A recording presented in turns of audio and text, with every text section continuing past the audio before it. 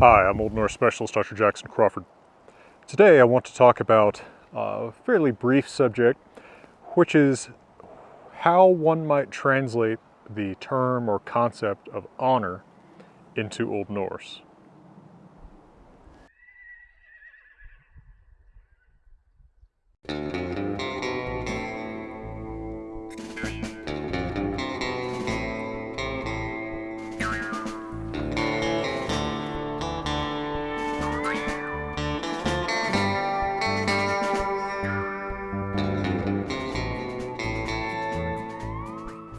Now, questions like this have come up for me because I am often in the strange position of actually translating into Old Norse rather than just out of it. Of course, I'm a translator of Norse myths and sagas with several published translations of Old Norse works, but I've often worked with Hollywood movies, TV shows, and video games. And often part of what I do is I translate dialogue or something into Old Norse for an actor or for a background plot device or something. And of course, I've also translated into Old Norse because for a long time, one of my Patreon perks was that I would translate stuff into Old Norse for patrons before I stopped doing that because the amount of time that it took too much time away from, my 4 real jobs, including the videos that Patreon is meant to support.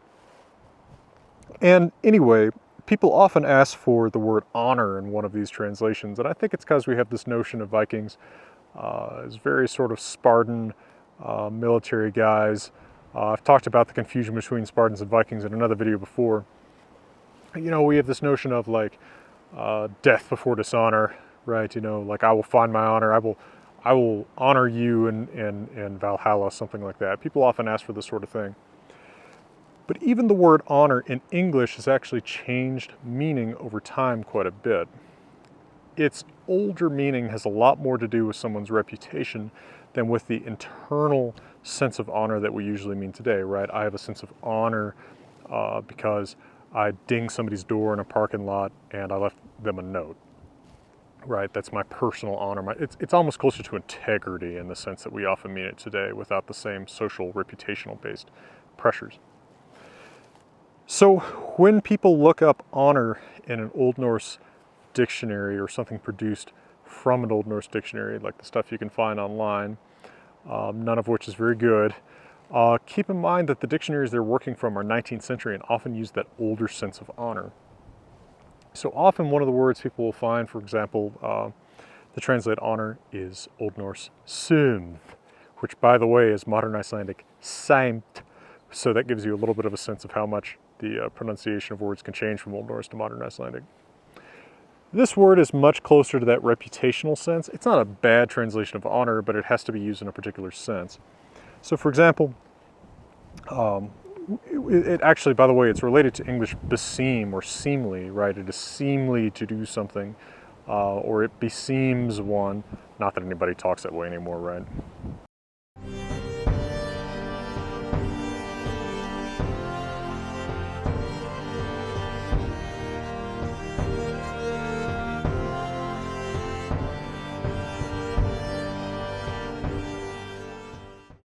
Here's some examples of sim that's actually used in Old Norse sagas from Njál Saga chapter 3. Svo litsk mer sem sjómaður bjóði yður ina mestu sim. It seems to me as if this man offers you the greatest honor. Now, the honor being offered is something that enhances the reputational honor of the person it's being given to. All right, we do use honor in that sense in English, but it's a minority usage and not usually what people are asking for. So like, do me the honor of speaking at my event, something like that. Or from chapter 10 of the same saga. En þó mun ek fara til boðs ef þér þykir sum thee. Though I will go to the feast, the thing I've been invited to, if you think there is honor in it. Again, we do use honor in this sense. I'll go to this event if you think there'll be some honor in it for me. Probably today we would say something like cred in this sense, right? Something that I'll get from my reputation out of this. Or in chapter 24, Hafði Gunnar ina mestu sumd av molinu. So Gunnar had the greatest honor from the matter, from the talk. Again, reputational based honor. So there's sumd, which is a good translation for that sense of honor. If you're going through, if you've got Cleesby Vigfusson as a text file or something, which a lot of people have now, remembering that it's a 19th century dictionary and that Guðbrandur Vigfusson liked old-fashioned words even in the 19th century, and you search for honor, another word you might find is Tyr, not related to the god's name Tyr. And Tyr is a poetic word that probably is a little bit closer to what people are usually asking for when they ask for honor in these translations. But it really is just poetic. So it's a little bit closer maybe to the integrity sense, but it also still has a lot of that kind of reputational sense of sumd. So in Hamdismal, stanza 30 from the Poetic Edda, we see Goths Halvum Tyrar fengit.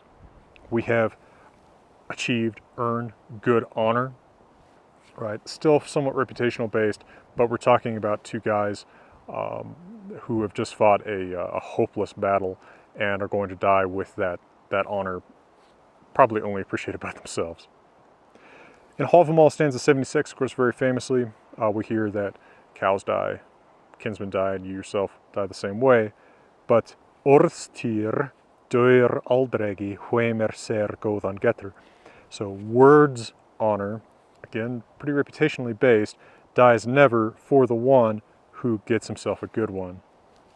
Now, again, you see this reputational base, but we're talking about a dead person, so maybe it's not quite as reputational based. Although stanza 77 talks about the fact that the one thing that does survive the dead person is their reputation.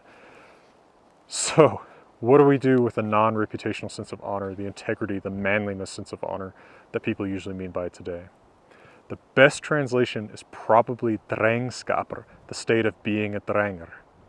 Now, I've talked about drengskaper, the Norse concept of manliness, or if you want a colloquial translation that does it a good bit of justice, badassness, in a separate video. But I'll give you an example of what I mean by how this is probably actually the best translation of what people usually want from honor. Bjarnar Sagahittilakapa has a quote, "Att falla med drengskap och hugprýði það betra en att liva med skam." To fall with drengskapr, right, drengerness, and hugprýði, so mind or spirit properness. Prýði is actually a borrowing from romance, not a native Old Norse word, is better than to live with shame. So here we have that sense of an internal value, not just a reputational value.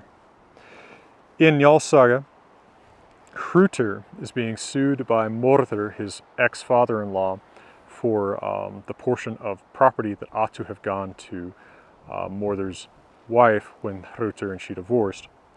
And Hrútur doesn't like how much he's asking for, and he says, "Mer sökir þú þetta mál með fjóragirnd og kappi høyrir til dóttur þinnar en með góðvild eða drengskap." You are suing me for more than I legally owe your daughter, and doing it out of greed and ambition rather than out of goodwill or drengskap, or the state of being a drenger. Again, an internal value rather than just a reputational value.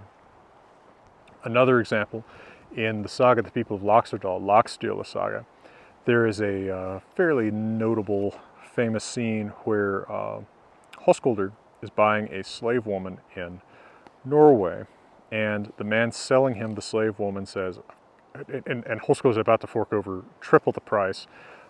He really wants this woman. She's very beautiful, so he really wants to buy her, even though he's acknowledged that the price is very high. But as he's about to pay over, the seller says, "Well, I've got to tell you, she does have a flaw, and it's that she can't speak in any language."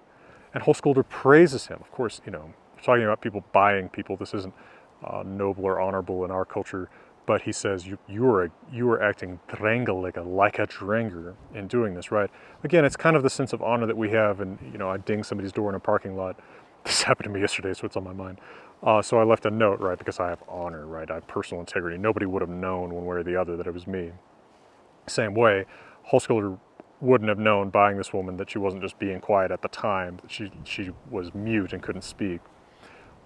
So he's praising the integrity, the drengskaper, the manly integrity might be a pretty good translation of drengskaper here, which gets pretty close to what people usually want honor to mean. when they're not thinking about reputational transactional honors. All right, well, I hope that was an interesting or informative exploration of this particular word issue for you today. I hope that if you enjoy these videos, you'll check out my more than 300 other videos about subjects in Norse language and myth on this channel. And I hope you'll check out my translations, especially The Wanderer's Hávamál, a new translation of Hávamál with the Old Norse original facing text derived straight from the Codex Regius manuscript, as well as a commentary, full introduction, and related texts, plus my Cowboy Hávamál. And for now, from beautiful Colorado, let me wish you all the best.